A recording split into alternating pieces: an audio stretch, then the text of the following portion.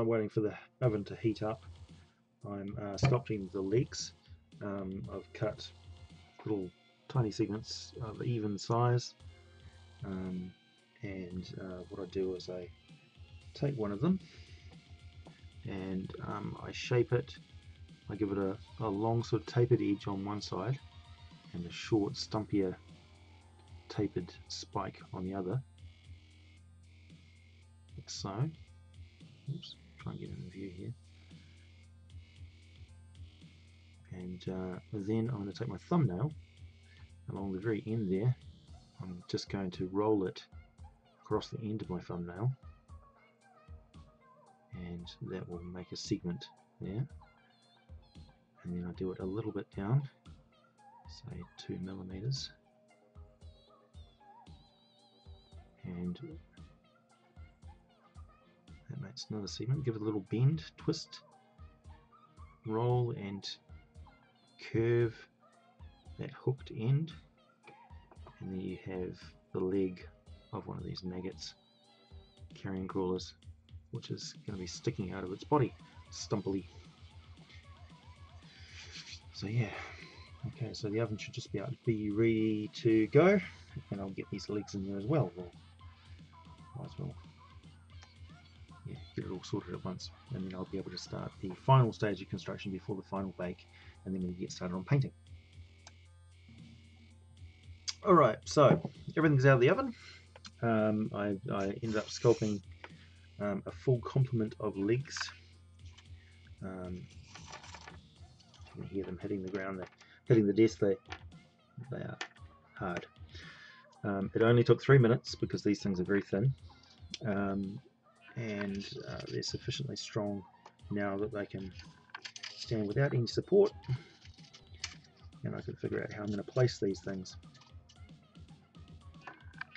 There we go. Disentangle it.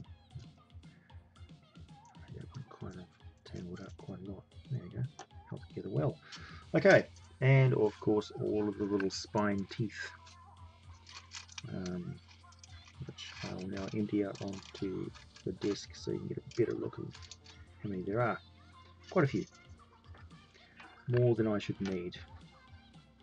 I made them all very small, but I added a little bit of variation. Some of them are going to be a little bit curved, some are very straight, some are a bit wider, some are a bit narrower, some are a bit bigger, some are a bit smaller, to give it that characteristic jagged look that my dentition tends to have.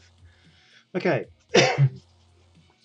right, so the first step I'm going to take is I'm going to add the teeth into the little holes that I've pre-drilled, or pre-poked I should say, and I'm going to add those using super glue and my tweezers.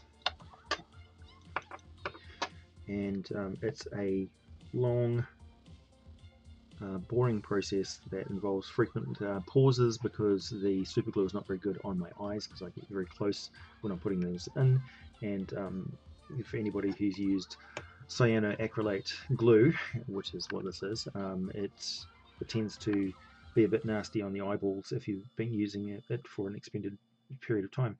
So take frequent breaks. My room is fairly well ventilated, so yeah, make sure your room is well ventilated whenever you're using solvent glues.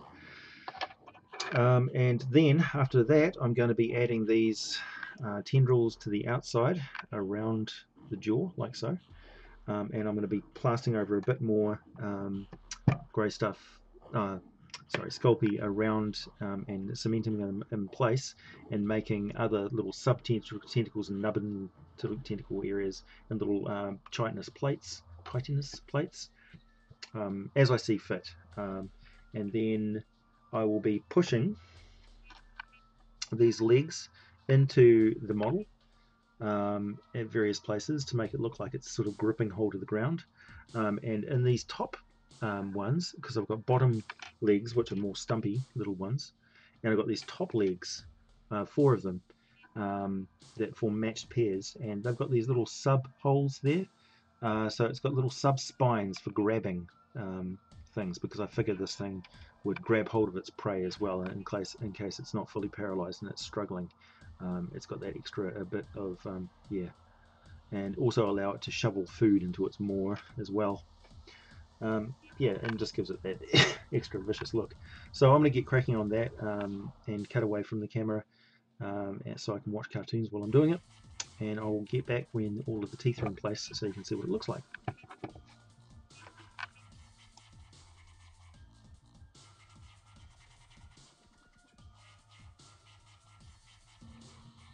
Okay, so I've added the spine teeth there, and I'm just going to do one of the palps on the end here to show you how I do it. So take your super glue, put it in the holes that you've pre-made. Be very light in your application. You only need a bit of a drip.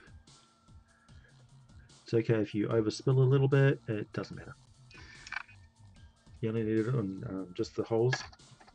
Okay, now you take your tweezers, grab one of your spines. It's very fiddly. I usually drop them multiple times. And you place it in the hole. You can start with the front or the back, it doesn't matter. And just place it there, and it's in. Grab another one. Place it. It's in. Another one. Place it. It's gone. Okay, another one, smaller one. And it's in. Oh, there we go. Get in there. There we go. Now, super glue is a pain in the ass to deal with. Let's face it, it's nasty. So if you end up getting any stuff stuck to your tweezers, which you will, you can just tear it off with your fingernail after it dries. It flakes off.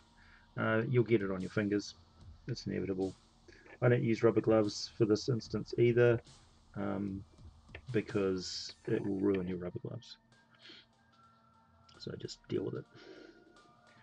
Another one. It's in. So the bonding process for the bonding process for the super glue is extremely quick. And if you get the super glue on there and then it falls onto your table, it will bond to your table. You've got a little bit of leeway. Oh boy, that one's stuck so much. That one's stuck so hard.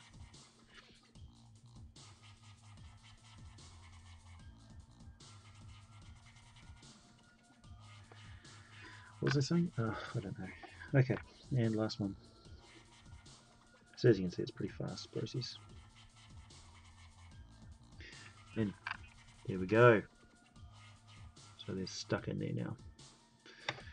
I'll try it. Demonstrate a little bit more, just at a better angle. Just on this top bit here.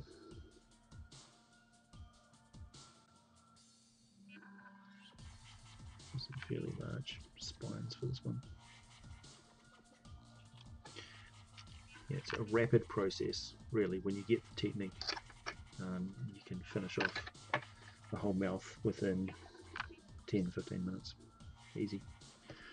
Okay, so spine and the tweezers, line it up with a hole, stick it in, hold it for a millisecond, and it's in. There we go. Grab a smaller one, line it up, stick it in, done. And a tiny one for the end. Line it up, stick it in. Ah, damn it. It's gone. Oh no, there it is.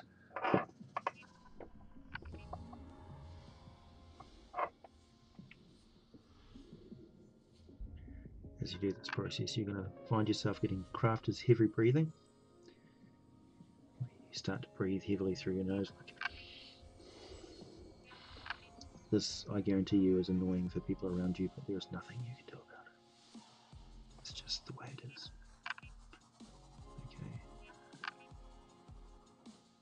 Okay. So yeah, you've got a little bit of leeway about how these things position themselves in the hole, but not a lot, and you've got to do it real quick because the super glue bonds very fast. Because the materials that you're using are porous, the super glue is going into those little holes and forming quick bonds on the surface.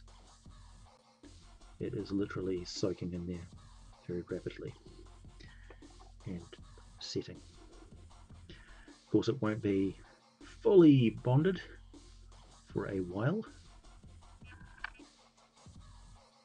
so be a little bit cautious. Also, it should be interesting to note that I have no idea what the effect of cooking for 3 or 4 minutes at 130 degrees is going to have on the super glue. None. I have no idea. I suspect very little. So I'm not too worried about it. But that's one of the things I just wanted to say, that every single sculpt I do is an experiment. There's always something that I'm not quite sure about until I've done it. Yep. Okay, so there you go. They're bonded in there, grasping the spines. Trying to get a good view. Oh, there we go. Rawr. So yeah, nasty. Don't want to get hit with those things, do you? Okay, so I'm going to carry on and continue doing that, and I'll catch up with you later.